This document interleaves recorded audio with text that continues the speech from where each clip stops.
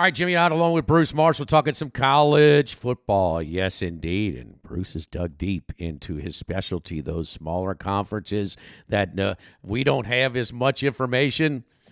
But our man, Bruce Marshall, definitely digs deeper than anybody else. Hey, don't forget, over at BetRivers right now, our friends got a great promotion going. Get extra value this football season with BetRivers Squares. You can win up to $10,000 in bonus money. Bet $10 in same-game parlays on any game with the Squares icon to earn a square. Again, that's brought to you by our friends over at BetRivers. Let's go out to the Pac-12 for the first time in at least 20 years. And it's not anything, but in the sport of bragging rights and we're better than you better, a lot of opinions geographically. It's the first time I can remember that the SEC is not the number one RPI conference. It is the Pac-12, and I think we can all agree that that's where the best football is being played this year. Kind of a sad note on their way out. Let's start there, Bruce, and one of the in sort of a late addition to the Pac-12. And boy, the splits home and away are unbelievable. At Salt Lake City, they are very, very tough. We're talking about Kyle Whittingham's Utah Utes, back-to-back defending Pac-12 champions. UCLA comes into town against the Utes. Utes are 4.5, and all eyes are on starting quarterback Cam Rising, and we probably won't know anything until close to game time. Yeah, Kyle Whittingham has said he's at the whim of Rising's medical advisors and his surgeons after his knee. They haven't cleared him yet. Each week they have thought in Salt Lake City that they were going to clear Rising, but it hasn't happened yet. UCLA seems to think he's going to play this week, and they're preparing as such. But I guess we'll have to wait until later in the week, Friday or Saturday, to know more. Now, they have found another quarterback because the Nate Johnson has come in and looked pretty good. That rally they had at Baylor a couple of weeks ago, very impressive. But we'll see about Rising. Yeah, this is quite a home field. And this Pac-12, it is deep. And I think now we're going to start seeing, now that we're into conference play, the old line, our friend Brett Norsworthy in Memphis said about the SEC, somebody's got to lose. And it applies to the Pac-12 this season. Somebody's going to have to lose. So some of these teams that are contenders are going to have to lose. There is a great home field there at Salt Lake City, and they have beaten UCLA pretty much like a drum in Rice-Eccles in recent trips. However, I think UCLA is the sleeping giant here in the Pac-12 this season. Interestingly, last year they did beat Utah, and that was the first time in recent years where physically they stood up to Utah and actually sort of won the battle up front. They ran for over 200 yards in that game. And Chip has gotten both lines and the whole team more physical as he has gone in Westwood down to his sixth this season. Watch this wild man running back Carson Steele along with TJ Harden. I mean, they really bring a physical running game, and they think they can run on Utah. And it all depends on Dante Moore, this freshman quarterback who looks as cool and collected as I've seen of a freshman. I think UCLA can go in there and win. I don't think I'm still not as convinced about this Utah team. Florida did not execute properly in the first game. Now, if Florida went in there, Florida might have a better chance. I think UCLA can go in there and shock some people. I'm going to take the Bruins, and we'll go with a 4.5. But if you want to live on the wild side, even go on the money line there. But I think plus 4.5 is where we'll stick. Hey, I agree with you. My eyeballs, even very early on this season, Dante Moore seems to have it. And it's not going to take as many starts as it did for DTR to finally catch some traction. I mean, this kid in that first game against Coastal Carolina, making plays on the move, using and showing some poise very early on. I think Chip Kelly's got something in this kid, and I'm not there to practice every day. I don't know how they want to kind of ease him into it. It's a little bit of a delicate touch with the quarterback and then that psyche, but he's got some.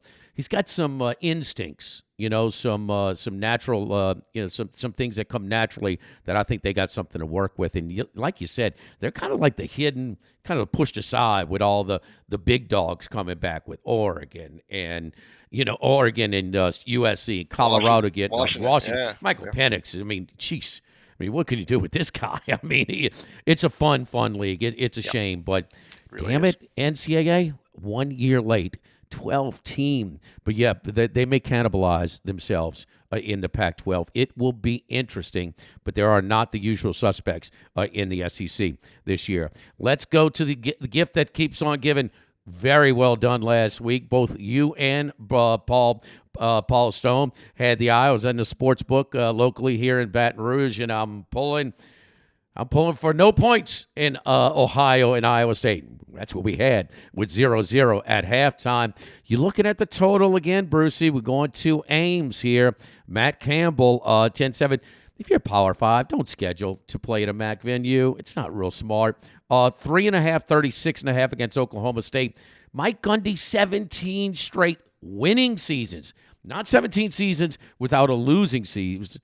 No, his first season was a losing season. 17 straight running right now, winning. That's in major jeopardy. Cyclones at home, 3.5, 36.5. Yeah, and none of those 6-6 things for Gundy these last 17. I mean, he has winning seasons, like you said, but you're right. It is in jeopardy. And I think these two are a reason. Last year, the Big 12 really was tough top to bottom. Big 12 not quite as tough this year, and I think it's partly because of these two dropping off some. Now, you need a quarterback. I mean, we're reminded of that so often, and you feel a little bit bad the way it unfolded for both of these sides here. Spencer Sanders had been multi-year quarterback, Oklahoma State, and he had still been there. He'd have been taking snaps. He goes to Ole Miss, and he's sitting on the bench. I don't know what the deal was there, but the three quarterbacks, including Mike Gundy's son, Garrett, have not been able to deliver much. Bowman, the Texas Tech transfer, former Texas Tech quarterback, Rangel, who's a holdover, none of them are doing all that well. Just about 5 yards per pass, not per completion, per pass. They just don't have a downfield passing game, and they're not running the ball very well either. And we saw it happen against South Alabama. Also, be careful scheduling a good Sun Belt team, too, like South Alabama proved last week in Stillwater. They're not scoring either. Iowa State, yeah, it is the gift that keeps on giving. Again, the same thing here. Matt Campbell was expecting to have Hunter Dekkers as his quarterback this year. He was not the reason they lost all those close games last year. Dekkers put up good numbers, but ensnared in that sports gaming thing over the summer, he's had to step away from the team. Rocco Beck was not in the plan to move into the starting lineup at quarterback. He's not delivering much better than any of the Oklahoma State quarterbacks. And also Iowa State, Jimmy, they used to be able to run the ball too. I mean, David Montgomery, Breece Hall in the NFL. They didn't run too well last year. That was a bigger problem for them. And this year it's even worse. Barely 3 yards per carry and about 77 yards per game. That's down near the bottom in NC2A rushing stats. On the other side, defense is pretty good. Really good defense, Iowa State. They can really get after it. John Heacock's platoon. Now, this is like an NFL preseason total, though. It's down here in the mid 30s, but yeah, you and I both saw that in Paul too. Saw that game last week with Ohio and Iowa State. I was afraid they're going to go into overtime. It's going to be 0-0, and they're going to keep scoring in overtime. But scoring is not on the table for either of these sides. This is a game played in the low teens or the noughts. There, this could be another 13-7 sort of game here. Under for me in Ames, and let's just stick with that. That's worked every week for Iowa State. All right, go to the MAC here. Eastern Michigan traveling down to Alabama to take on Jacksonville State. Battle of 2-1 teams here. Jacksonville State losing 30-16 to Coastal Carolina. Eastern Michigan barely winning at home against UMass 19-17. Eastern Michigan catching 6.5 on the road. What the hell you got going on with this game, Bruce? Oh, I will tell you one. Here is the technical nugget under the rock there, and this week moves outside near Talladega there, where Jacksonville State is. How about this stat for Eastern Michigan? In the last 13 games the Eagles have played, the underdog side, whether it be Eastern Michigan or the opponent, and last week it was UMass, has covered. So you've got 13 straight covers for the underdogs in Eastern Michigan games. And we know about Eastern Michigan's prowess as an underdog, especially on the road, which has gone back several years. And this all coincides with coincides with Chris Creighton coming in there as head coach. This is one of my favorite coaches in the country. He likes being there at Eastern Michigan, and this is a tough place to win. It has been a graveyard for coaches. It's stuck out there between the Detroit airport and Ann Arbor. It's a commuter school, slabs of concrete. That stadium, they call it the factory because it looks like a factory. It's just a big thing of concrete. They got a running track there. It's also where the WFL Detroit Wheels played, by the way, in 1974. Rocky Long was part of that team, by the way. So anyway, it's a little bit of trivia history there for Eastern Michigan, but they are still scrappy. We saw them win the game last week. Austin Smith, the quarterback, long touchdown pass in the last minute. He hasn't put up big numbers yet, but he hasn't been all that bad. They've still got Samson Evans running the football. I mean, they could go down there and win. Listen, Rich Rod's team isn't all that bad. And at 2-1, they have a couple of wins. A opening win against UTEP among them. They've only thrown one touchdown pass though in 3 games. And they have a quarterback, a Smothers, not Tom or Dick Smothers, but Logan Smothers, one of their quarterbacks. He's not helping them too much. They don't have much of an aerial game. That's not new for a Rich Rod team. They like to run it. But I'm going to stick with Eastern Michigan and that overwhelming trend, getting points. Whoever is the underdog in their games, that's the side. It's them this week. That's good enough for me. I'll take the Eagles down there in Talladega country against Jacksonville State. Yeah, when we do the MAC breakdown, the Eastern Michigan coach, I mean, that's it. It's one of the lower resource programs, tough to win in Eastern Michigan, but we do certainly respect that coach for getting the most out of his ability. All right, another one off the radar here, but not where you're from. UNLV is 2-1 straight up, 2-0 against a spread non-board team with Bryant, but covering easily against Vanderbilt in Michigan. Now they travel to El Paso to take on the 1-3 Miners. Miners with a couple of road losses at Northwestern and in Tucson against Arizona. UNLV, this is without Brumfield throwing a touchdown to this point. UNLV 2.5 at El Paso. Well, one difference about UNLV, and I've watched them close for decades now, they've got a real coach this year. I mean, Barry Odom's a real coach, and he didn't do all that badly at Mizzou when he was in there. The last 3 years, he had been on Sam Pittman's staff coordinating his defense. He had been at Memphis before he went to Mizzou as their defensive coordinator. He's a Jimmy Sexton guy, so there's another feather in his cap. And you can just sense UNLV has gone through a lot of different styles of coaching, from the high school ranks up from the Big Sky, various assistant coaches, coordinators being promoted. Nobody has had a winning record there since Harvey Hyde, my friend, who's still doing radio stuff out in Vegas back in the 80s, but he was a JC guy from California. Odom has got the deal, and anybody who didn't see the highlights of the Vanderbilt game last week, go back and watch them if you can, up on YouTube or wherever. It was one of the most exciting games of the year, partly because Odom, they have another quarterback now. Brumfield got knocked out last week. Jaden Maeva, freshman from Las Vegas, came in and looked better than Brumfield, including that long pass to Ricky White, the Michigan State transfer, to set up that field goal at the end of the game to win, to beat Vanderbilt. I think they've got something going there. He may well use Maeva this week. Brumfield got knocked out, and he's not going to last the whole season. He's a tall kid, but he's very skinny, and he's not that durable. And I think they might be better off with Maeva and this go-go offense they've got. UTEP's just not doing it. I know Arizona, don't want to dock them too much for losing there, but they didn't score a touchdown until the last minute of the game last week. Only 7 points at Northwestern the week before that. They just don't have enough playmakers on offense to make things go. Even though Hardison, the quarterback, has been there a while, it's really gone the wrong way for Dana Dimmel there since the bowl team 2 years ago. I think UNLV is going to a bowl this year, and if they do, this is the sort of game they're going to have to win. I think they can win this thing outright. It's a different game now with Barry Odom, and that makes a lot of difference at a place like UNLV.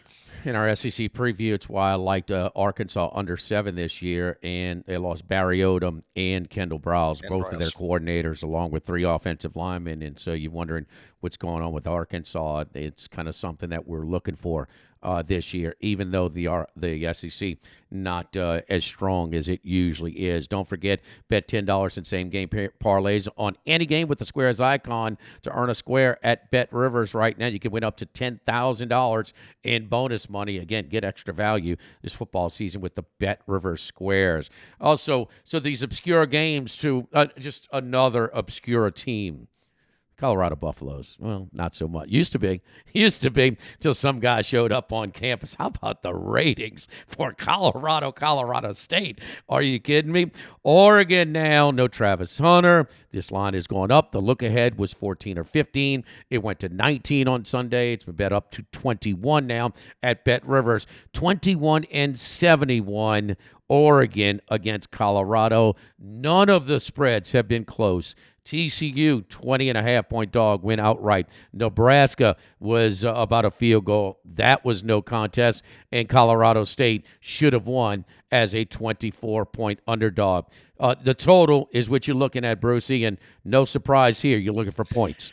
Yeah, and by the way, how about Dion's sunglasses? His new company. They sold over $1 million worth in the first day they were for sale. I thought you were coming on with yours today, Bruce. A little drip. They're coming in the mail. I think he should send Jay Norvell a little cut of that for bringing that up last week. But no doubt. Yeah. But Colorado. Listen, they are their ratings gold right now. This is tough going into Eugene. Now, last week I don't think they were looking ahead. I mean, they were if anything, they were overheated last week for Colorado State rival. All that chirping between Norvell and Dion, mostly from Dion's side. They came out wanting to fight last week. They're pregame. They're pushing and shoving, and I think they were more ready to fight than play a game last week. So, but that high intensity that they brought the first 2 weeks, that's going to be tough to sustain. They better bring it here because Oregon is so potent, and we've seen Dan Lanning run up some scores. And, oh, by the way, Lanning also said some things about Colorado in the summer that I'm sure Dion is going to post on the bulletin board this week in Boulder. But there's a couple of things. There's some things Colorado does not do well. One, they don't run the football too well. Two, they don't defend the pass very well. And we saw what Nicholisi, the freshman quarterback for Colorado State, last week, time and time again, these crossing passes to Horton, they couldn't stop it. Yeah. Now, having Hunter, Travis Hunter out, and he's going to miss this week too. I mean, that might be the best cornerback in the country. And I don't care how many guys Dion brought in. He brought in some great ones. Nobody like him, like Hunter. But they do have Shadur Sanders the other way. This kid is a gamer, a player, and obviously we saw what he could do last week. Now that scoreline did get bloated by overtime some last week, but the first game, the TCU game, is sort of what I'm looking at here. That thing went 45-42. Oregon's going to keep scoring this week, and they will win this game. But Colorado might keep pace. And I think this game could well get into the 80s, and Oregon could crack 50 here. I mean, this could be a real track meet. Oregon will score most of the points. I still might like Colorado a little bit plus all those points, but over, I think, just like that TCU game, this thing's going to go back and forth, and Oregon might score like every time it has the ball, but Colorado is going to try to keep pace. So I think Oregon and Colorado over is the way to look. In Eugene, this is a great week in the Pac-12 too. Some good games there, and this one is going to be a real high-scoring affair.